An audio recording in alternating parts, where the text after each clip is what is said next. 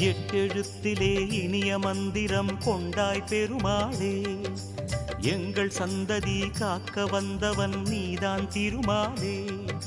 கஷ்டம் நீக்கிடும் கருணை தெய்வமே கலியுக பெருமாளே, காலம் காலமாய் காவல் தந்திடும் கோகுல திருமாலே.